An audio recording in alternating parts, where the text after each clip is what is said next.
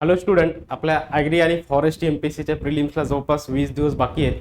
आता त्या 20 दिवसामध्ये कसं प्लॅनिंग असावं आणि त्या प्लॅनिंगमध्ये एक भाग तुम्ही आवर्जून उल्लेखित केला पाहिजे किंवा एक भाग तुम्ही इन्क्लूड केला पाहिजे, तो म्हणजे इंग्लिश आणि मराठीमध्ये जे तुम्हाला पॅसेज येणार आहेत ते ह्या पॅसेजवरती तुमचं लक्ष असलं पाहिजे. आपल्या समोर जो सिलेबस आयोगाने दिलेला आहे या सिलेबसमध्ये असं क्लॅरिफिकेशन दिलेलं नाही की या मार्क्ससाठी किंवा या विषयाला एवढे मार्क्स असतील, पण एक जस्ट आतापर्यंतचा आयोगाच्या ज्या काही एक्झाम्स आहेत ह्या सगळ्या एक्झाम्सचा अनुमान लावता आपण हे कन्क्लुजन काढू शकतो की इंग्लिश आणि मराठीमध्ये जवळपास 15 क्वेश्चन्स अपेक्षित आहेत. यापूर्वी आपला ॲग्रिकल्चरचा जो पेपर व्हायचा तर त्या पेपरमध्ये एक पॅसेज इंग्लिश आणि एक पॅसेज मराठीचा हमखास राहायचा आपल्या पेपरमध्ये, आणि जो फॉरेस्ट्रीचा व्हायचा तर त्या पेपरमध्ये सुद्धा पॅरेग्राफ राहायचा. तर आपण असा अनुमान लावू शकतो, जर 15 क्वेश्चन इंग्लिशचे आले आणि जर 15 क्वेश्चन मराठीचे आले तर त्याच्यामध्ये आपल्याला पॅसेज कशा पद्धतीने सोडवायचा आहे किंवा पॅसेज जर आला तर त्याचे मार्क्स कसे असले पाहिजे किंवा पॅसेज सोडवताना त्याच्याकडे बघण्याचा दृष्टिकोन कसा असला पाहिजे हे तुम्हाला सांगण्यासाठी मी तुमच्या समोर उपस्थित आहे. सगळ्यात आणि महत्त्वाची गोष्ट विद्यार्थ्यांनी एक लक्षात ठेवायची की आज मी तुमच्या समोर मराठीचं जे आहे मराठीचा पॅसेजच्या बाबतीत बोलणार आहे, तर हा पॅसेज तुमचा स्किप नाही झाला पाहिजे.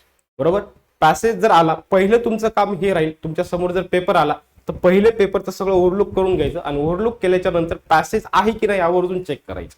राईट, कारण पॅसेज हे असे आहेत 5 पैकी 3 मार्क विद्यार्थी हमखास त्याच्यामध्ये मिळवतो आणि ते शुअर शॉट आणि 100% मार्क तुमच्या हातातले राहतात. राईट, आता ज्या विद्यार्थ्यांचं कॉन्ट आणि रिजनिंग थोडंसं वीक आहे तर त्या विद्यार्थ्यांनी इथे हक्काचे मार्क मिळवा, कारण कॉन्ट आणि रिजनिंग मधले जे मार्क्स असतात ते सुद्धा शुअर शॉट मार्क राहतात. म्हणजे एकदा तुमचं कॅल्क्युलेशन आलं त्याच वेळेला तुम्हाला कळतं की आपलं हे उत्तर बरोबर आहे. राईट, म्हणजे ज्या विद्यार्थ्यांचं कॉन्ट आणि रिजनिंग वीक आहे त्यांनी पॅसेज मधून मार्क कव्हर करा. ज्या विद्यार्थ्यांचं कॉन्ट आणि रिजनिंग स्ट्रॉंग आहे तर त्या विद्यार्थ्यांनी कॉन्ट आणि रिजनिंगचे हक्कचे मार्क आणि पॅसेज मधले हक्कचे मार्क तुम्हाला घ्यायचे आहेत. राईट, पण आता हा पॅसेज सोडवताना काही गोष्टी तुम्हाला प्रकर्षाने लक्षात ठेवायच्या आहेत. काही गोष्टी तुम्हाला कुठल्या गोष्टीची काळजी घ्यायची ते सांगण्यासाठी तुमच्या समोर आहे. काही गोष्टीची तुम्ही आवर्जून काळजी घ्या पॅसेज सोडवताना. सर, कोणत्या गोष्टीची काळजी घ्यायची? फर्स्ट टाइम तुमच्या समोर ज्या वेळेला पॅसेज येईल तर त्यावेळेला बघा, पहिले तर तुम्ही लेंथ ऑफ पॅसेज समजून घ्या. राईट, पहिले हे खूप within a fraction of second मध्ये यू हॅव टू डिसाइड. तुमच्याकडे एवढा वेळ नाही त्याच्यावरती विचार करा, ह्या गोष्टी तुमच्याकडे वेळ नाही. ठीक आहे, त्यामुळं पहिले तुमच्या समोर पेपर आल्याच्या नंतर लेंथ ऑफ पॅसेज किती आहे, कारण लेंथ सुद्धा खूप मॅटर करते. मी बऱ्याचशा वेळेला विद्यार्थ्यांना सांगितलं, हे जे स्पर्धा परीक्षेचं जे पॅटर्न आहे किंवा हा जो स्पर्धा परीक्षेचं जे हे आहे सगळं आपण ज्याला म्हणतो सगळी स्पर्धा आहे, याच्यामध्ये तुम्हाला खूप स्मार्ट बनावं लागतं. बरोबर, अभ्यास प्रत्येक जण करतो याच्यामध्ये, पण तुम्हाला याच्यात खूप स्मार्टपणे वागावं लागतं. बऱ्याचशा वेळेला पेपर सेटरचा उद्देश असाही असू शकतो की मॅक्सिमम विद्यार्थ्यांचा वेळ जो आहे हा विद्यार्थ्यांचा वेळ पॅसेज मध्ये खर्च करायचा. तुम्हाला ते समजलं पाहिजे की लेंथ ऑफ पॅसेज किती आहे, याला वाचायला वेळ किती जाणार आहे, याच्यात माझा वेळ किती जाणार आहे, टाइम किती जाणार आहे, हे तुम्हाला जज करता आलं पाहिजे. राईट, आता दुसरं बघा, पहिले तुमच्या समोर पॅसेज आल्याच्या नंतर अगोदर तुम्ही काय गोष्ट करायची आहे. कुठलाही ज्या वेळेला सीसाईट मध्ये तुम्हाला जेव्हा मार्क्स घ्यायचे असतात तर सीसाईट मध्ये मार्क्स घेण्याचा एक गोल्डन रूल असा राहतो, ज्या वेळेला आपल्या समोर पॅसेज येतो त्या पॅसेज मध्ये अगोदर विद्यार्थी काय करतात, पॅसेज सरळ सरळ रीड करून टाकतात. पॅसेज रीड करतात, नंतर क्वेश्चन रीड करतात, नंतर क्वेश्चन मध्ये बघतात एखादा शब्द कुठे, नंतर तो पॅसेज मध्ये सर्च करण्याचा प्रयत्न करतात. ही चूक तुमच्याकडून झाली नाही पाहिजे. तुम्ही पहिले हे बघायचंय की त्या पॅसेजचे तुम्हाला क्वेश्चन्स अगोदर रीड करायचे आहेत.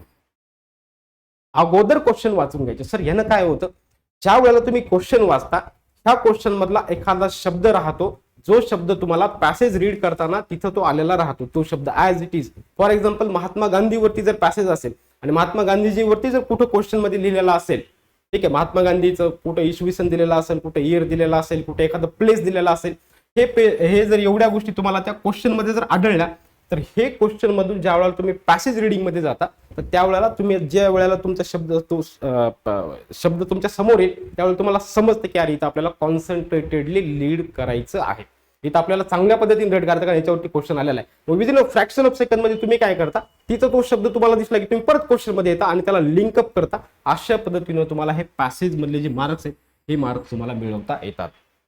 पहिली गोष्ट, लेंथ ऑफ पॅसेज बघायचे, याला किती वेळ गेला पाहिजे. पॅसेज खूप लेंदी असेल तर त्याच्यामध्ये सरळ सरळ टार्गेट ठरवून घ्यायचं की 5 पैकी 3 मार्क्स काढून तिथून निघून जायचं.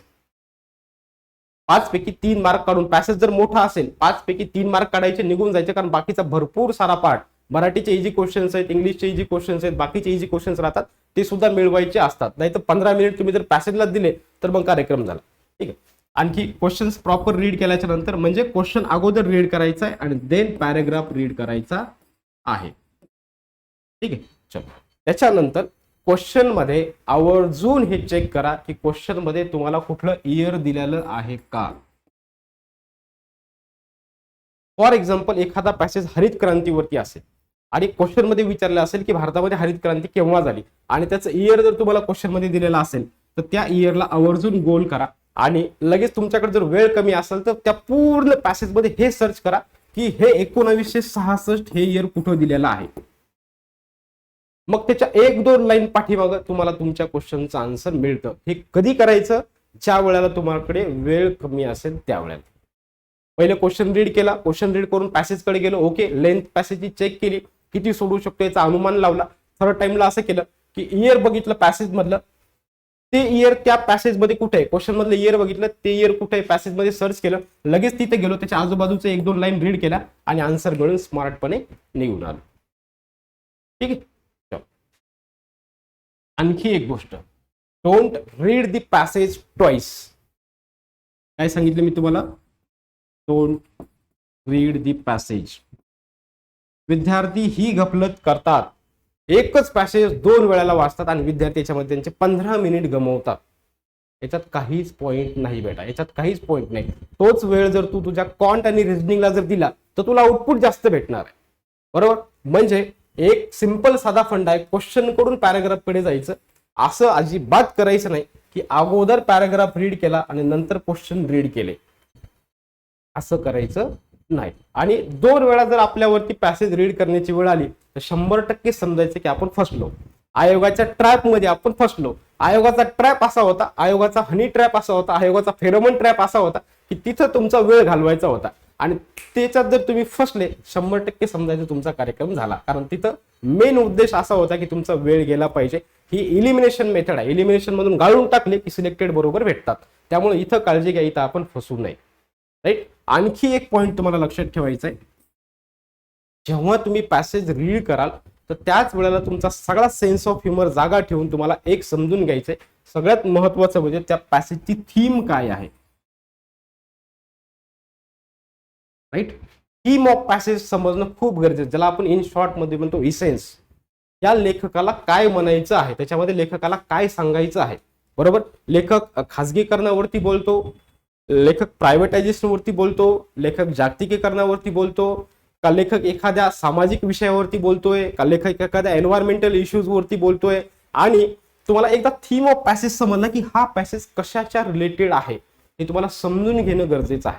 राईट. समजून घेणं गरजेचं आहे. आणि एकदा जर तुम्हाला थीम समजली, तुम्हाला जर सांगितलं की ह्या पॅसेजमध्ये एन्व्हायरमेंटल इश्यूज वरती लेखकाचं म्हणणं आहे, मग जर एन्व्हायरमेंटल इश्यूज वरती म्हणणं आहे तुम्हाला हे क्लिअर कट समजलं तर लगेच दुसरा अँगल समजून घ्या की लेखकाच्या मते एन्व्हायरमेंटल इश्यूज वरती लेखकाने पॉझिटिव्ह क्रिटिसिझम केलेलं आहे का निगेटिव्ह क्रिटिसिझम केलेलं आहे. सर याचा फायदा काय होत असतो? याचा फायदा तुम्हाला क्वेश्चन सॉल्व्हिंगला खूप जास्त होत असतो. तुम्हाला जर एकदा समजले की लेखक एन्व्हायरमेंटच्या बाबतीत पॉझिटिव्हली बोलतोय तर तुम्हाला आन्सर सॉल्व्ह करताना त्या ह्या थीमचा किंवा ह्या मेन इसेन्स ज्याला आपण म्हणतो हे सोडवताना तुम्हाला खूप जास्त फायदा होणार आहे. खूप सारे बेनिफिट्स तुम्हाला हे होत असतात. बरोबर. हे मुद्दा म्हणून सांगितलं. बरेचसे विद्यार्थी असे जे फर्स्ट टाइम ह्या सगळ्या स्पर्धा परीक्षेच्या आपल्या ॲग्री आणि फॉरेस्ट एमपीसीच्या माध्यमातून या सगळ्या विश्वामध्ये उतरणार आहे, त्याच्यामध्ये उतरतात या स्पर्धेमध्ये. ठीक आहे. ह्या सगळं जे होतं हे सगळे विद्यार्थी जे आहे हे आपण हे सीसॅट सॉल्व्ह करताना, पॅराग्राफ सॉल्व्ह करताना आम्हाला आमच्या सिनियरने जे सांगितलं होतं राहुरीमध्ये असताना हे मी तुमच्या समोर सांगतोय की बाबा ह्या पद्धतीने आपल्याला पॅसेज सोडवायचा असतो. आपल्याला माहिती नसतं, आपण सरळ सरळ सरळ सरळ पॅसेज रीड करतो, नंतर क्वेश्चन कडे येतो आणि क्वेश्चन्स वाचल्याच्या नंतर परत पॅराग्राफ मध्ये जातो. असं करायचं नाही. अगोदर मोस्ट इम्पॉर्टंट, तुम्हाला कमी वेळात जर मार्क्स काढायचे असतील तर तुम्हाला अगोदर क्वेश्चन रीड करायचा आहे. क्वेश्चन रीड केलं की ह्या क्वेश्चन मधले शब्द तुम्हाला कुठेतरी पॅराग्राफ मध्ये सापडतात. मग तुम्हाला बरोबर तिथं समजते की याच्यावरती क्वेश्चन आलेला आहे, शांततेत रीड कर, तिथं तुम्हाला मार्क्स भेटणार आहे. वन्स अगेन रिपीट करतो, पहिले वेळ जास्त जाऊ नये, आयोगाच्या ट्रॅप मध्ये आपण फसू नये, आपण त्या वेळ जाईल अशा प्रोसेसमध्ये फसू नये. त्यामुळे लेंथ ऑफ पॅसेज आवर्जून चेक करायची. खूप जास्त लेंथ जर असेल तर 5 पैकी 5 मिळतील असा बाल हट्ट सोडून द्यायचा आणि 5 पैकी 3 आपल्याला त्याच्यामध्ये भेटले पाहिजेत असा ॲटिट्यूड समोर चालायचं. पहिले क्वेश्चन रीड करायचा, नंतर पॅराग्राफ कडे जायचं. क्वेश्चन मध्ये आवर्जून जर एखादं इयर असेल, आपल्याकडे जर टाइम कमी असेल, क्वेश्चन मध्ये एखादं इयर जर दिलेलं असेल तर ते इयर सर्च करायचं, त्याला गोल करायचं आणि संपूर्ण पॅराग्राफ मध्ये तो इयर कुठे बघायचा, कारण त्याच्यावरती खाली क्वेश्चन आलेला होता. संपूर्ण पॅसेज मध्ये सगळं मराठीमध्ये असताना एखादं इसवी सन शोधणं अवघड जात नाही. Within a fraction of second मध्ये तुमच्या डोळ्याला ते येतं. इयर शोधून त्याच्यावरचा क्वेश्चन सॉल्व्ह करायचा. Don't read the paragraph twice. Paragraph twicely read करायचा नाही. फर्स्ट टाइम मध्ये जेवढे मार्क्स मिळतील तेवढे काढून यायचं. पॅसेजची थीम समजून घ्यायची की लेखक कशाबद्दल बोलतोय. राईट, एकदा थीम समजली, ज्या गोष्टीवरती लेखक त्याचं मत मांडतोय ते पॉझिटिव्हली मांडतोय का निगेटिव्हली मांडतोय हे समजून घ्यायचं, म्हणजे आन्सर सॉल्व्हिंगला आपला त्याचा फायदा आपल्याला होतो. चलो, हे होतं बाळांनो पॅसेजच्या बाबतीत. आता मार्क्स आपल्यासमोर सगळे अनसर्टन आहेत. तुम्हाला मी सांगितलं जर पॅसेज आला तर पॅसेज मधले मार्क्स 2 ते 3 मार्क्स आवर्जून मिळवायचे, कारण हक्काचे मार्क्स सोडायचे नाहीत. क्लिअर? चलो, हे संपूर्ण मी जे सांगितलं तुम्हाला मराठीच्या पॅसेजच्या बाबतीत आणि काही अंशी इंग्लिशच्या पॅसेजच्या बाबतीत सुद्धा लागू होईल. तुम्हाला कशा पद्धतीने हे सांगितलेल्या टिप्स युटिलाइज करता येतील त्या पद्धतीने युटिलाइज करा आणि पॅसेज मधनं मॅक्झिमम आउटपुट काढण्याचा प्रयत्न करा, जेणेकरून तुमचा स्कोर जास्त वाढेल. ठीक आहे, चलो, परीक्षेला वेळ कमी राहिलेला आहे. वेळ अजिबात दौडू नका, चांगला अभ्यास करा, यश नक्की मिळेल. प्रामाणिक प्रयत्न करा. 30 एप्रिलचा पेपर तुम्हाला नक्की चांगला जाईल. त्यासाठी माझ्या तुम्हाला शुभेच्छा आणि थांबतो. धन्यवाद.